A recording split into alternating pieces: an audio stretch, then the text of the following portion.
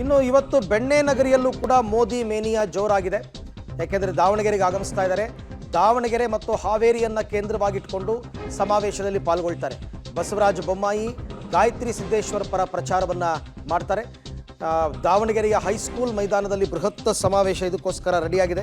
ಮಧ್ಯಾಹ್ನ 3 ಗಂಟೆಗೆ ಪ್ರಧಾನಿ ಮೋದಿ ರ್ಯಾಲಿ ಇದೆ. ವೇದಿಕೆ ಮೇಲೆ ಪ್ರಧಾನಿ ಸೇರಿ 51 ಗಣ್ಯರಿಗೆ ಅವಕಾಶವನ್ನು ಕೊಟ್ಟಿದ್ದಾರೆ. 1 ಲಕ್ಷಕ್ಕೂ ಅಧಿಕ ಜನರು ಭಾಗವಹಿಸತಕ್ಕಂಥ ನಿರೀಕ್ಷೆ ಇದೆ. ಪ್ರಮುಖವಾಗಿ ದಾವಣಗೆರೆ ಮತ್ತು ಹಾವೇರಿ. ದಾವಣಗೆರೆಯಲ್ಲಿ ಗಾಯತ್ರಿ ಸಿದ್ದೇಶ್ವರ್ ಮತ್ತು ಹಾವೇರಿಯಲ್ಲಿ ಬಸವರಾಜ ಬೊಮ್ಮಾಯಿ ಅವರು ಬಿಜೆಪಿಯ ಅಭ್ಯರ್ಥಿಗಳು. ಇವರಿಬ್ಬರ ಪರವಾಗಿ ದಾವಣಗೆರೆಯಲ್ಲಿ ಅಂದರೆ ಒಂದು ಕ್ಷೇತ್ರಕ್ಕೆ ಬಂದರೆ, ಅವರು ಒಂದು ಊರಿಗೆ ಬಂದರೆ ಕನಿಷ್ಠ 2 ಕ್ಷೇತ್ರಗಳನ್ನ ಅವರು ಕಾನ್ಸಂಟ್ರೇಟ್ ಮಾಡ್ತಾರೆ. ಸೊ ಹಾಗಾಗಿ ಇವಾಗ ಬೆಳಗಾವಿಗೆ ಬಂದಾಗ ಬೆಳಗಾವಿ ಮತ್ತು ಚಿಕ್ಕೋಡಿ ಆಗುತ್ತೆ. ಈ ದಾವಣಗೆರೆಗೆ ಬಂದಾಗ ದಾವಣಗೆರೆ ಮತ್ತು ಹಾವೇರಿ ಈ 2 ಕ್ಷೇತ್ರಗಳನ್ನು ಗಮನದಲ್ಲಿಟ್ಟುಕೊಂಡು ಅಲ್ಲಿನ ಮತಗಳನ್ನು ಸೆಳೆಯುವ ನಿಟ್ಟಿನಲ್ಲಿ ಈಗ 3 ಗಂಟೆಗೆ ದಾವಣಗೆರೆಯಲ್ಲೂ ಕೂಡ ಮೋದಿ ಸಮಾವೇಶ, ಅದಕ್ಕೆ ಸಿದ್ಧತೆಗಳೆಲ್ಲ ಭರದಿಂದ ಸಾಗಿದೆ. ಓಕೆ, ಈ ಬಗ್ಗೆ ಮತ್ತಷ್ಟು ಮಾಹಿತಿ ನನ್ನ ಕೊಲೀಗ್ ಪುನೀತ್. ಹಾಗೆ ನೋಡೋಕೆ ಹೋದರೆ ಹಾವೇರಿಗಿಂತಲೂ ದಾವಣಗೆರೆಯಲ್ಲಿ ಕಾಂಗ್ರೆಸ್ ಮತ್ತು ಬಿಜೆಪಿ ನಡುವೆ ಟೈಟ್ ಫೈಟ್ ಇದೆ ಅಂತಕ್ಕಂಥ ಮಾಹಿತಿ ಇದೆ. ಸೊ ಮೋದಿಯವರ ಪ್ರಚಾರ, ಮೋದಿಯವರ ಭಾಷಣ ಯಾವ ರೀತಿ ಜನರಲ್ಲಿ ಬದಲಾವಣೆ ತರಬಹುದು, ಈ ಸಮಾವೇಶಕ್ಕೆ ಸಿದ್ಧತೆಗಳು ಯಾವ ರೀತಿ ಆಗಿದೆ? ಖಂಡಿತವಾಗ್ಲೂ ಅರವಿಂದ್, ಏನು ನರೇಂದ್ರ ಮೋದಿ ಅವರ ಅದೃಷ್ಟ ಭೂಮಿ ಅಂತಂದೇ ದಾವಣಗೆರೆಯನ್ನು ಕರೀತಾ ಇರುವಂತ. ಯಾಕಂದ್ರೆ ಕಳೆದ 4 ಚುನಾವಣೆಯಲ್ಲೂ ಕೂಡ ಮೋದಿ ಅವರು ಇಲ್ಲಿ ಏನು ಸಮಾವೇಶ ಮಾಡಿದ ನಂತರದಲ್ಲಿ ಸಾಕಷ್ಟು ಯಶಸ್ಸನ್ನು ಕಂಡ್ರು. ಅದರಲ್ಲೂ 2014 ಆಗಿರ್ಬೋದು, 2019ರಲ್ಲಿ ಯಾವಾಗ ಇಲ್ಲಿ ಬೃಹತ್ ಸಮಾವೇಶ ಮಾಡಿದ್ರು ಆಗ ಪ್ರಧಾನಿಯಾಗಿ ಅವರು ಆಯ್ಕೆ ಆದ್ರು. ಈಗಲೂ ಕೂಡ ಅವರು ಅದೃಷ್ಟ ಪರೀಕ್ಷೆ ಕೂಡ ಬರ್ತಾ ಇರುವಂತದ್ದು. ಪ್ರಮುಖವಾಗಿ ಇವತ್ತು ಮಧ್ಯಾಹ್ನ 3 ಗಂಟೆಗೆ ನರೇಂದ್ರ ಮೋದಿ ಅವರು ಕರ್ನಾಟಕದ 3ನೇ ಕಾರ್ಯಕ್ರಮ ಆಗಿರುವಂತದ್ದು ದಾವಣಗೆರೆಯಲ್ಲಿ ನಡೆಯುವಂತಹ ಸಮಾವೇಶ.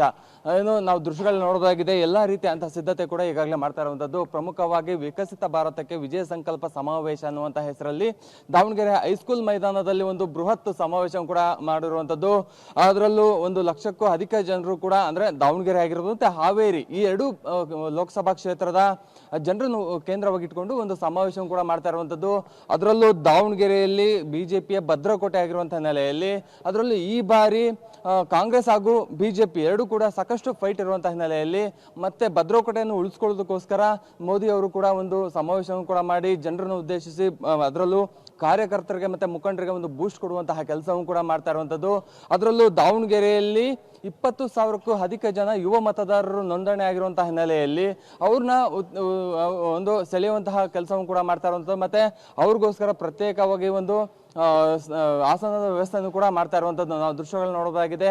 ಆಸನದ ವ್ಯವಸ್ಥೆ ಆಗಿರ್ಬೋದು, ಮತ್ತೆ ಭದ್ರತೆ ವ್ಯವಸ್ಥೆ ಕೂಡ ಎಲ್ಲವನ್ನು ಕೂಡ ಜಿಲ್ಲಾಡಳಿತ ಆಗಿರ್ಬೋದು, ಮತ್ತೆ ಪೊಲೀಸ್ ಇಲಾಖೆ ಕೂಡ ಮಾಡ್ತಾ ಇರುವಂತದ್ದು. ಹಾವೇರಿ, ಚಿತ್ರದುರ್ಗ ಮತ್ತೆ ಶಿವಮೊಗ್ಗ ಈ ಭಾಗಗಳಿಂದಲೂ ಕೂಡ ಪೊಲೀಸ್ ಸಿಬ್ಬಂದಿಗಳು ಕೂಡ ಬಂದು ಒಂದು ಭದ್ರತೆಯನ್ನು ಕೂಡ ವಹಿಸಿರುವಂತದ್ದು. ದಾವಣಗೆರೆಯಲ್ಲಿ ಸಮಾವೇಶ ನಡೆಸಿದ್ರೆ ಒಂದು ಅದೃಷ್ಟ ಆಗುತ್ತೆ, ಅಂದ್ರೆ ಲೋಕಸಭಾ ಚುನಾವಣೆ ಯಶಸ್ಸಾಗುತ್ತೆ ಅನ್ನುವಂತಹ ಒಂದು ನಂಬಿಕೆ ಇರುವಂತಹ ನೆಲೆಯಲ್ಲಿ ಸಾಕಷ್ಟು ಒಂದು ಸಮಾವೇಶವನ್ನು ಕೂಡ ಸಿದ್ಧತೆ ಮಾಡ್ಕೊಂಡಿರುವಂತದ್ದು.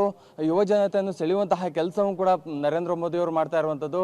ಇದರಿಂದಾಗಿ ದಾವಣಗೆರೆಯಲ್ಲಿ ಯಾವಾಗ ಸಮಾವೇಶ ಆಗುತ್ತೋ ಆ ಸಮಾವೇಶದಲ್ಲಿ ಒಂದು ಯಶಸ್ಸು ಕಾಣುತ್ತೆ ಅನ್ನುವಂತಹ ಒಂದು ಅದೃಷ್ಟ ಒಂದು ಹೆಸರು ಕೂಡ ಇರುವಂತಹ ಹಿನ್ನೆಲೆಯಲ್ಲಿ ಪ್ರಧಾನಿ ನರೇಂದ್ರ ಮೋದಿ ಅವರು ಈಗ ಮಧ್ಯಾಹ್ನ 3 ಗಂಟೆಗೆ ಒಂದು ಸಮಾವೇಶವನ್ನು ಕೂಡ ಮಾಡ್ತಾ ಇರುವಂತದ್ದು. ಥ್ಯಾಂಕ್ ಯು ಪುನೀತ್, ತಮ್ಮ ಎಲ್ಲ ಮಾಹಿತಿಗಾಗಿ ಧನ್ಯವಾದ. ಸೊ ಇದು 3ನೇ ಸಮಾವೇಶ. ಮೊದಲನೇದು ಬೆಳಗಾವಿ, 2ನೇದು ಅವರು ಶಿರಸಿಗೆ ಹೋಗ್ತಾರೆ. ಆ ನಂತರ ದಾವಣಗೆರೆಗೆ ಬಂದು ದಾವಣಗೆರೆಯಲ್ಲಿ ಸಮಾವೇಶದಲ್ಲಿ ಮೋದಿಯವರು ಭಾಗಿಯಾಗ್ತಾ ಇರ್ತಕ್ಕಂಥದ್ದು. ಅದಕ್ಕೆ ಮಾಡಿಕೊಂಡಿರ್ತಕ್ಕಂಥ ಸಿದ್ಧತೆಯ ಬಗ್ಗೆ ನನ್ನ ಕೊಲೀಗ್ ಇವಾಗ ಮಾಹಿತಿಯನ್ನು ಕೊಟ್ಟರು.